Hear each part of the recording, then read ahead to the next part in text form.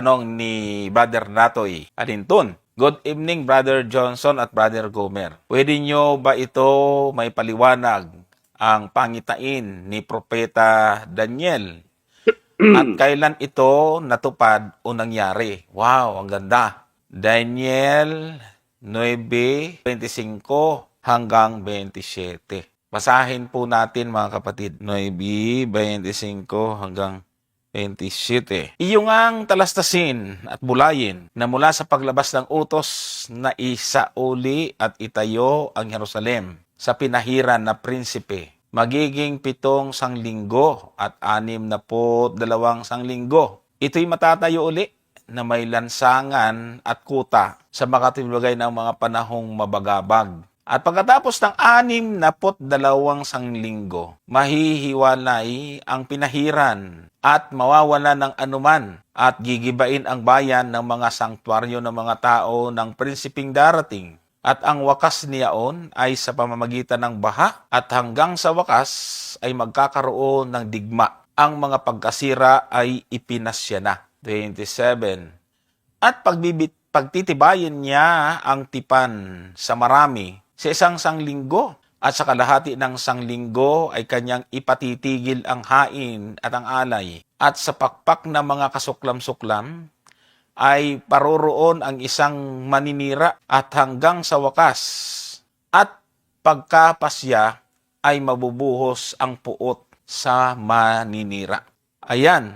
So, ito po mga kapatid ay isa po sa mga itinuturo ng Adventist na maituturing na napakahalaga po sa kasaysayan ng Adventista, mga giyon na taga-subaybay. So, Brother Gomer, hanapin ko yung aking diagram dito tungkol sa mga talatang ito.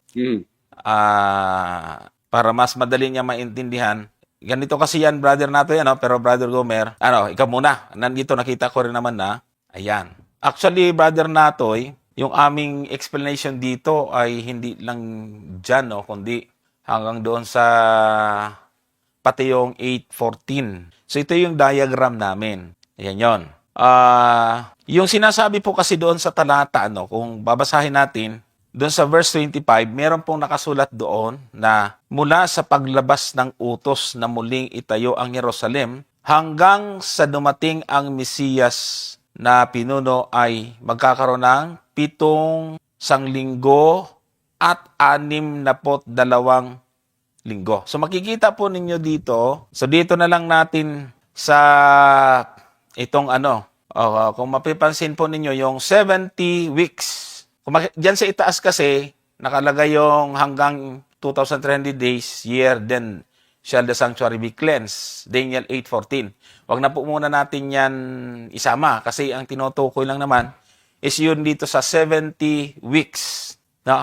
70 weeks na nahahati po yan sa, ang pagkakasabi po doon ay 62 sanglinggo, no? 62 ito nga pala sa sinat at bulayin mula sa paglabas ng utos is na isauli ang iyong Jerusalem na pinahiran ng prinsipe, magiging 7 sanglinggo, 7 weeks at 62 sanglinggo, 62 weeks. So, 62 weeks plus 7 weeks, 69, Brother Gomer. Tama. 69 weeks. Tapos, doon sa verse 26, ang nakasulat doon, pagkatapos ng 62 sanglinggo, after 62 weeks, mahihiwalay ang pinahiran at mawawala ng anuman at gigibain, yan, mahihiwalay ang Mesiyas. Ito pong tinutuwag pinahiran po dito, ito yung Mesiyas, si Kristo po ito. Ang ibig sabihin na dyan ay mamamatay o ang Mesiyas ay mawawala ng buhay or papatayin. Yan. Ngunit hindi para sa kanyang sarili. Yan. Sabi diyan, mahihiwala ang pinahiran at mawawala ng anuman at gigibain ang bayan at ang sanktuaryo ng mga tao ng prinsiping darating. Yan yun. So, doon sa 27 naman, ang sabi naman doon, Siya'y magpapatibay or pagtitibayin niya ang tipan sa marami sa loob ng isang linggo. So, 62 weeks plus 7 weeks, 69 weeks. Ngayon, may natitirang 1 week. Kaya, bali ang kabuuan niya ay 72 weeks. Pero doon sa 1 week, sa kalagitnaan ng isang linggo, ay patitigilin ang handog at hain. So makikita po ninyo ngayon dito, sayang hindi pala ito yung kumpletong makikita po ninyo yung dulo ng 49 weeks ay yung nandyan sa may 483 weeks, nandyan yung kamatayan ng ating Panginoon. So yung isang linggo na natitira doon sa 69 weeks, sa kalagitnaan nun ay patitigilin yung handog. Yun yung kamatayan ng ating Panginoon. Doon napatigil yung handog kasi nga si Kristo po ay namatay. So, kinompute ko kanina, tika lang ha, ito, para mas maintindihan talaga. So ito, at inalis, wala dito yung at least wala dito yung 1844 para hindi magulo. Ito po yung hinahanap ko, kaso iba yung na-open ko. So makikita nyo dyan sa taas, the 70 weeks prophecy, Daniel 9:24. Yung 70 weeks prophecy, nahahati-hati po yan sa tatlo. Kung makikita po ninyo dyan yung kulay pula sa itaas, 7 plus 69. 62 equals 69 weeks. Ayan yon. Ngayon, ang pagkakasabi po kasi doon, ulitin ko lang para medyo kasi ito, medyo mahirap pagka hindi po tayo familiar dito. Ulitin ko na, sa 27, kaya natin nilagyan dyan ng 457 BC kasi doon sa verse 25, pakilagay ang verse 25, nagpapasimula daw ito sa paglabas ng utos na itayo ang Jerusalem. So makikita po ninyo din sa pinaka-starting point, 457 BC, decree to rebuild Jerusalem. Sa history po kasi, yan yung batas na muling itayo ang Jerusalem. Ano po? So, ang sabi doon sa talata ay magkakaroon ng sa paglabas ng utos, mula sa paglabas ng utos, hanggang sa dumating ang Mesiyas. Yan. So makikita po ninyo yung pagdating ng ating Panginoon ay hanggang doon daw ay 7 linggo. Kaya yung 72 weeks na yan, ay 70 weeks na yan, ay makikita po ninyo, after ng 457 BC, sumunod po ay 408 BC, yung naitayo na po yung Jerusalem. Medyo nabuo na po siya.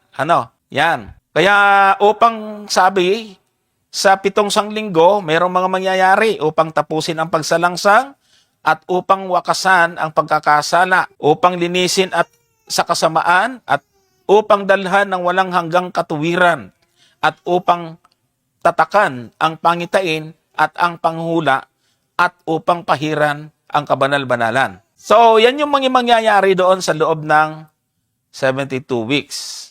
Kaya doon nga sa ay 7 linggo. So, kung magtitingnan nyo lang po yung diagram dyan, ang pinakabuod po dyan, yung patitigilin ang handog, makikita po nyo doon yung 1 week na mayroong naka-cross dyan. 31 AD ay namatay si Kristo. Kaya hindi na po nagkaroon ng halaga ang handog. Yung unang guhit na kulay pula na vertical, merong 70 weeks po dyan. Tapos sumunod, 408 AD. Yan yung 7 weeks. Tapos yung 62 weeks ay mula 408 AD, BC hanggang AD 27. Yan yung 62 weeks. So, 7 plus 62, 69. Ay manatitirang 1 week. Sa loob ng 1 week, patitigilin ang handog.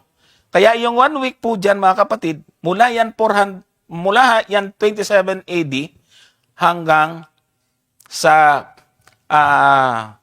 yung 31 AD, doon po pinako ang ating Panginoong Yesus. Kasi ginagamit po natin yung year day principle. Kung makikita po ninyo dyan sa itaas, nandyan yung Ezekiel 4:6, na ang isang araw ay katulad ng isang taon.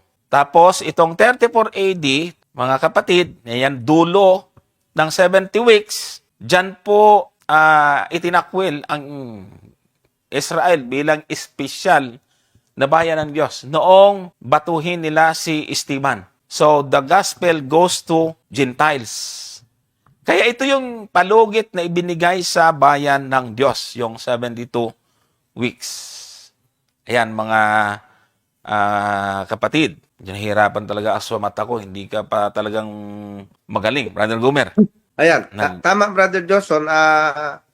Para lang maging mas maliwanag, kung papansinin niyo po yung verse, balikan mo natin Brother Johnson yung verse 24. Makikita niyo po dyan sa verse 24, ang sabi po dyan ay 70 sanglinggo ang ipinasya sa iyong mga tao at sa iyong banal na bayan. So talagang yung 70 weeks po na yan ay kumbaga inilaan para sa bayan ng Israel, mga kapatid. Ibig sabihin, ito po ang sagot ng Diyos. Kung babasahin niyo po kasi ang Daniel 9 at uumpisahan niyo po yan sa verse 1, ay nananalangin po si Daniel diyan para sa kanyang bayan na Israel. At pagkatapos ng kanyang prayer, doon sa talatang 22, ay dumating si Gabriel. Ang sabi doon sa 22, sabi niya, at kanya akong tinuruan at nakipagsalitaan sa akin at nagsabi, O Daniel, ako'y lumabas ngayon upang bigyan ka ng karunungan at kaunawaan. Ito ay bilang sagot doon sa kanyang panalangin para sa bayang Israel. Verse 23, Sa pasimula ng iyong mga samo ay lumabas ang utos at ako'y naparito, sabi niya, upang saysayin sa iyo sapagkat ikaw ay totoong minahal. Kaya gunitain mo ang mga bagay at unawain mo ang pangitain. So makikita niyo po dito na mayroon pong binabanggit si Anghel Gabriel kay Daniel na pangitain. Pero mapapansin po ninyo mula sa Daniel 1 hanggang sa Daniel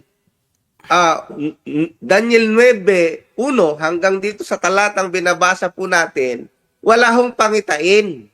Okay? Ngayon, pag binalikan nyo po yung verse 8, nandun po yung mga pangitain na hindi naunawaan ni Daniel. Okay? Kaya, at yun ang gusto niyang maunawaan.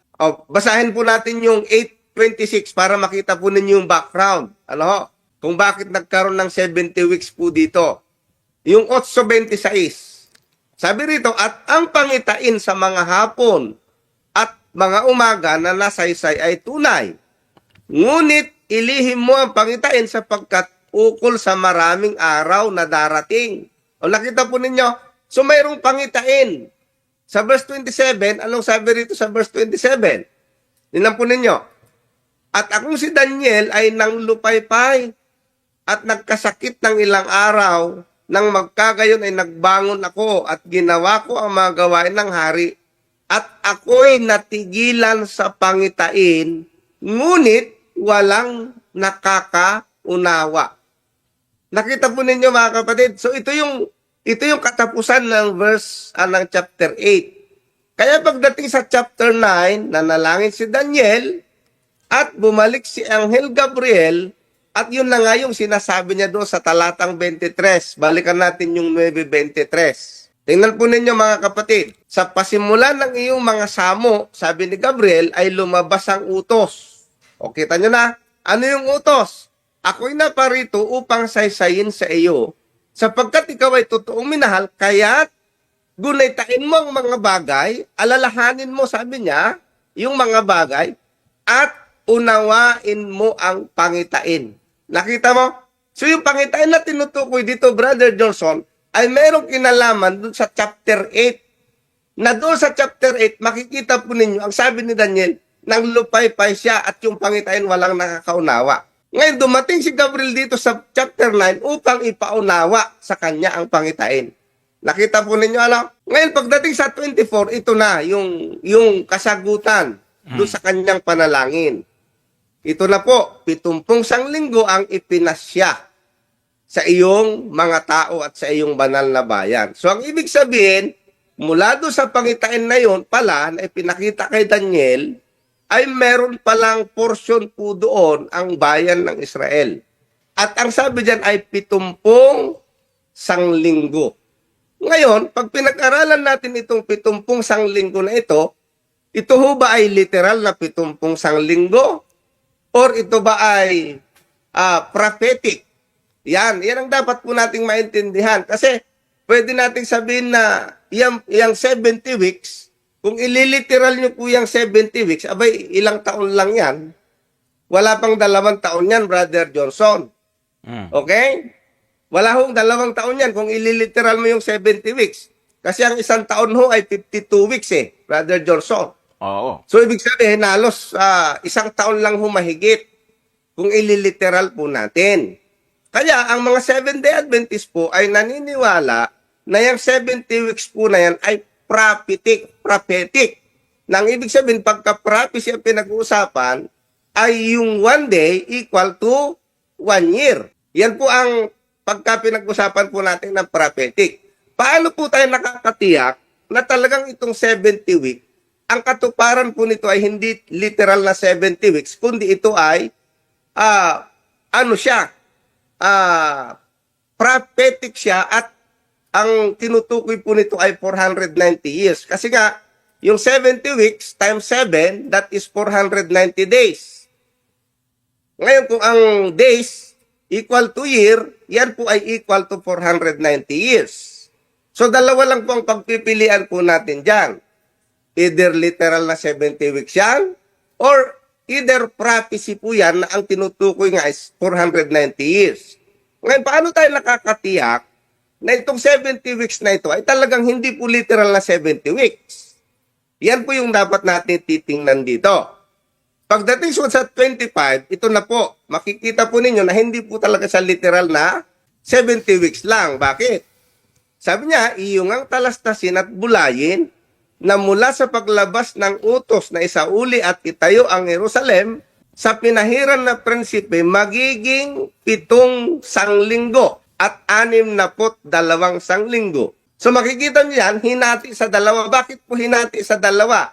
7 and 62. Kasi po, yung 7 weeks ay nakalaan po yun doon sa, ang sabi dyan, mula sa paglabas ng utos na isauli at itayo ang Jerusalem. Ibig sabihin, yung 7 weeks na nauna na binanggit, yan po ay nakalaan sa time frame ng pagtatayo ng templo. Okay? Ay sino ho ba ang maniniwala na yung pagtatayo ng templo ay inabot laang ng 1 linggo? So, dyan pa lang makikita po ninyo na hindi po talaga literal yung 1 linggo. Hindi mo kayang magtayo ng templo sa loob ng 1 linggo. Di ba? O 7 linggo pa. Sabi dyan, 7 sanglinggo. That is only 49 days, mga kapatid. Pero, kung i-apply mo yung tinatawag na day-year principle, for 49 years po yan.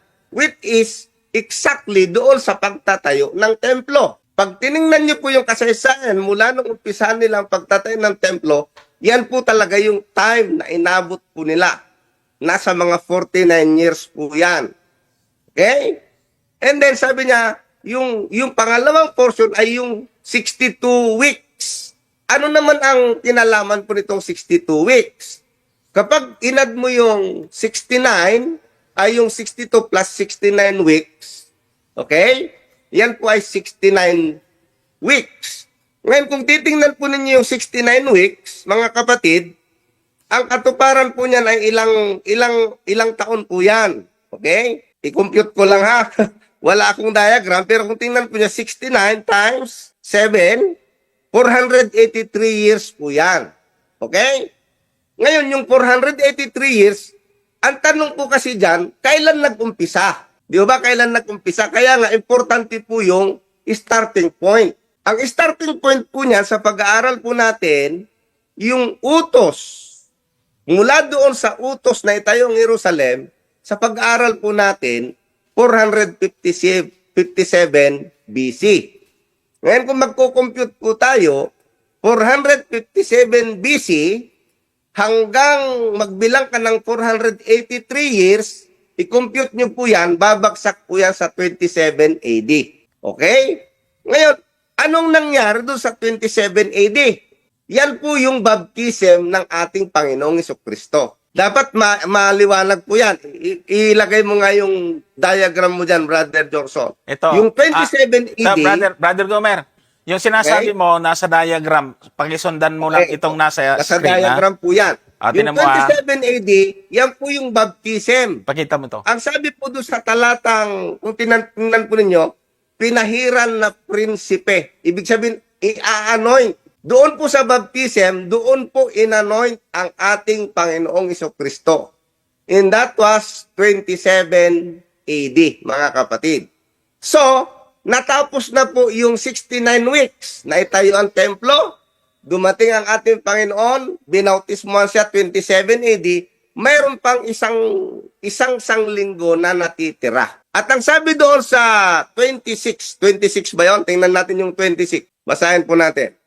Sabi diyan, at pagkatapos ng 62 sanglinggo, nabaptismuhan na ang ating Panginoon po dito, 27 AD, sabi dito, mahihiwalay ang pinahiran. Ito na po yung kamatayan ng ating Panginoong Hesukristo. At sabi doon sa verse 27, ang sabi doon sa verse 27, tingnan po ninyo, pagtitibayin niya ang tipan sa marami sa isang sanglinggo.